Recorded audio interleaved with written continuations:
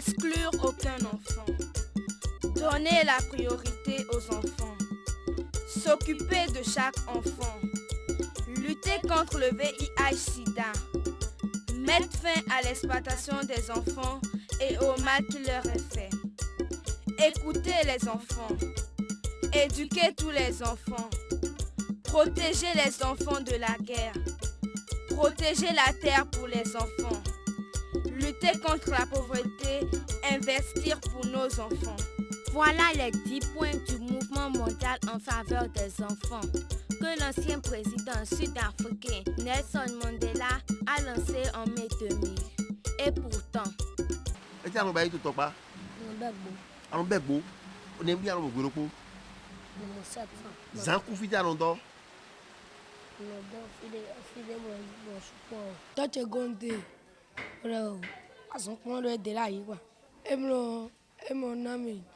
ndukwa na ya so desu de ne manam yo no yi ne de enam yo no von yi bon akon esu ko mo na de ma von nam yo bon ja so me do bojaye topa.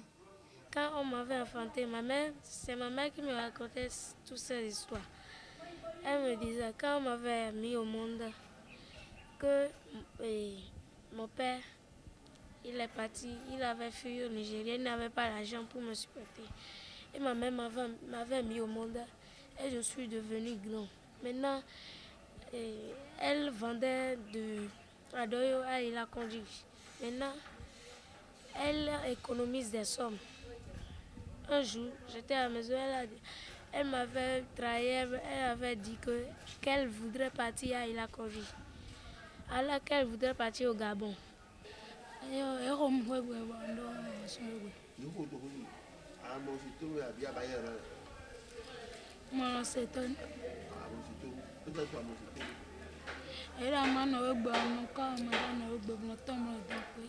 Cette situation-là est due au fait de la pauvreté. S'ils fuient, c'est parce qu'ils sont maltraités ou parce que les parents n'ont pas les moyens. Et s'ils sont dans les ghettos, au lieu de se présenter directement aux orphelinats ou aux centres de rééducation, c'est parce qu'il n'y en a pas assez. Ou encore parce que dans ces centres-là, il n'y a pas de place pour tout le monde. Pour mieux connaître nos problèmes à nous les jeunes et nous aider à trouver des solutions dans le nouveau programme de coopération entre le gouvernement du Bénin et l'UNICEF 2004-2008, l'UNICEF nous a aidés, nous les jeunes, à réaliser une analyse de la situation par nous-mêmes. Et alors là, justement, cette année, nous démarrons la préparation du prochain programme de coopération Bénin-UNICEF. Et la première étape de cette préparation, c'est une analyse de situation. Une analyse de situation, c'est un peu, si vous voulez, la photo du pays, du Bénin, à un moment donné. Quelle est aujourd'hui la situation des enfants au Bénin?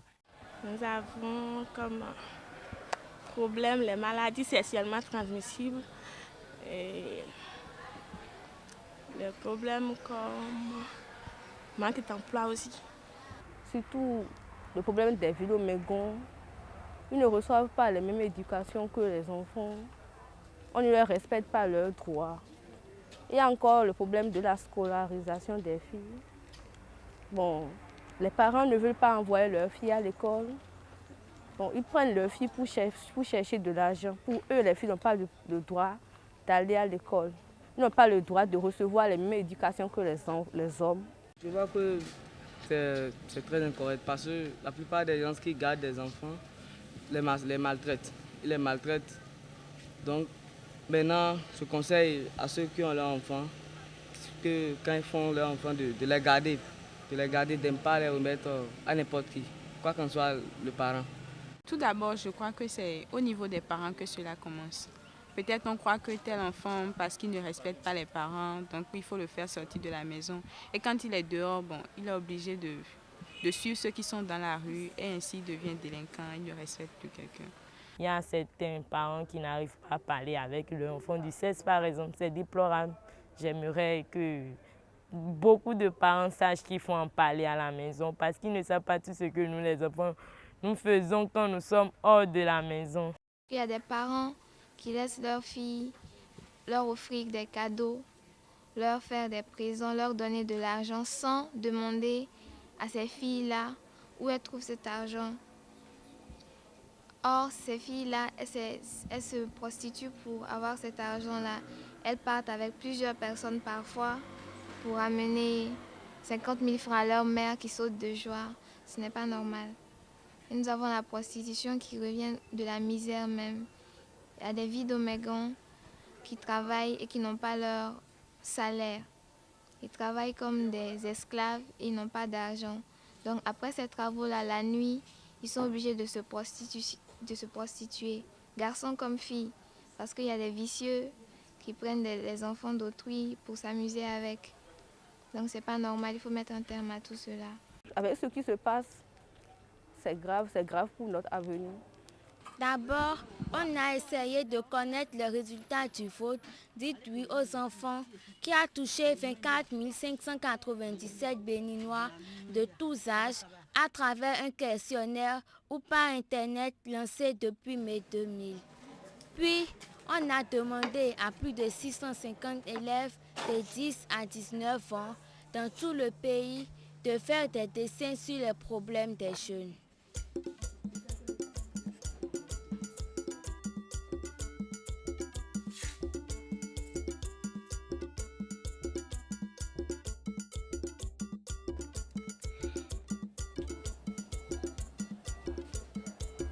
Le dessin que j'ai fait porte sur le sida.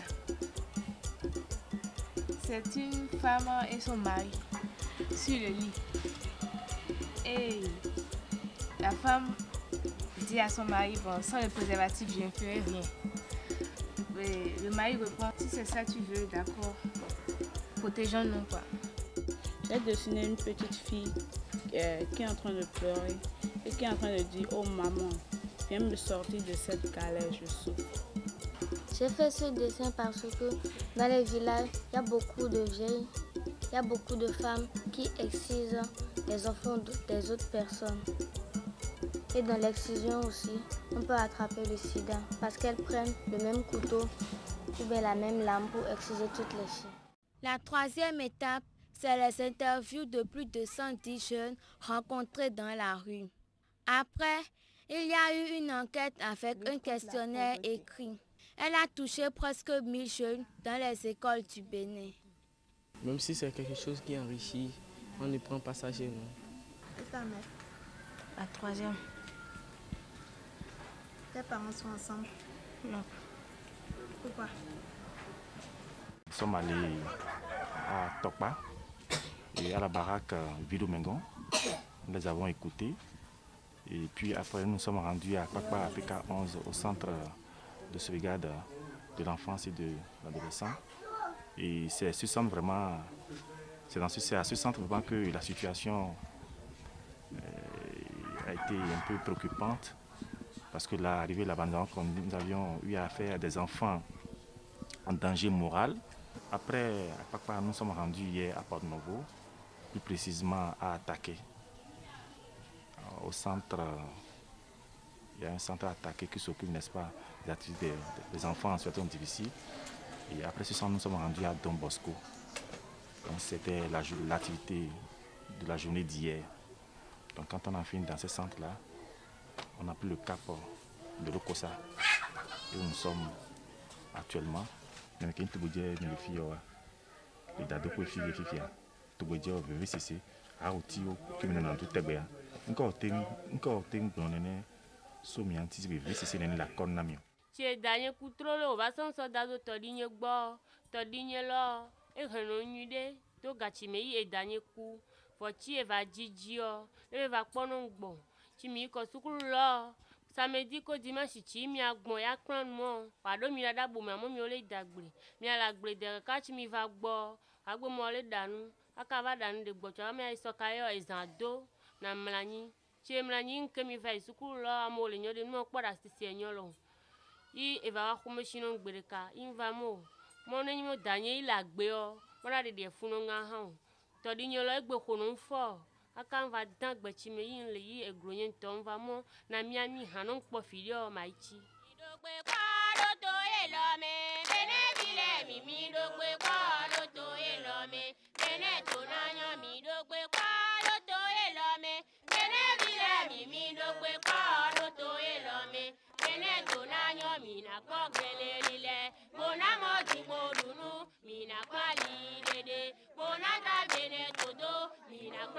D'une manière générale, par rapport à la situation des filles dans ce village, pour la plupart, elles sont des orphelins, des orphelines, des enfants délaissés en situation difficile. Et elles ont pour la plupart des problèmes de survie, d'alimentation et de financement pour les études. Elles ont la volonté d'étudier, mais il n'y a pas les moyens pour leur financer l'étude. Tout cela est suivi par un comité de pilotage où il y a eu les représentants du gouvernement, les responsables de l'UNICEF et des jeunes comme nous pour donner des avis sur toutes les étapes s'il y a eu des problèmes ou autres. Il y a des parents qui ne sont pas du tout d'accord quand on appelle les parents. Et même si le parent dit, maintenant, si mon enfant fait ci, tapez-le. Maintenant, c'est qu'on a l'accord du parent. C'est pas pour ça qu'il faut le taper quand il écrit mal un I, quand il écrit mal un S, on lui cocotte la tête, on lui fait ci, on lui fait ça. Et en tout cas moi, quand on me tape, je garde ça en tête. Je ne dis pas qu'on doit frapper à mort. Il y a des manières pour frapper très simples. Et l'enfant va pleurer pour un instant et puis c'est terminé. Il pleure, il n'obéit pas. S'il pleure, il prendra conscience. S'il décide de ne pas obéir, il ne va pas obéir.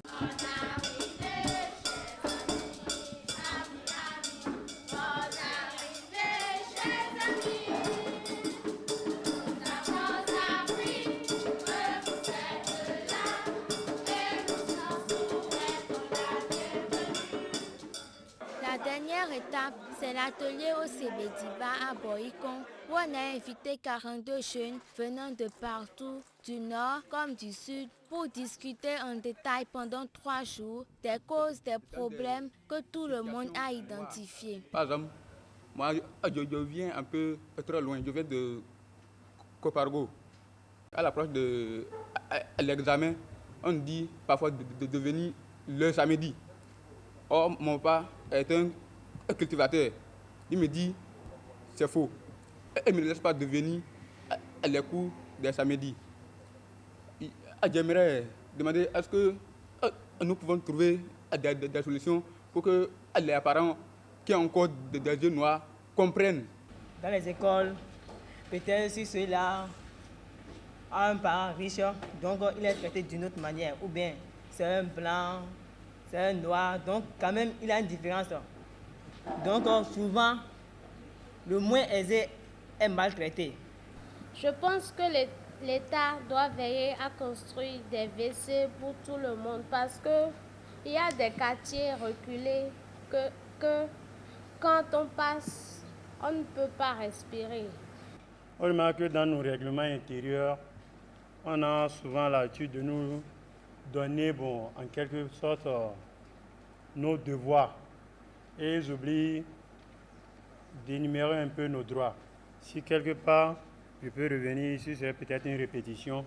Si nous pouvons prendre conscience, c'est-à-dire, et nous, élèves, et nos professeurs, ce serait aussi une bonne chose.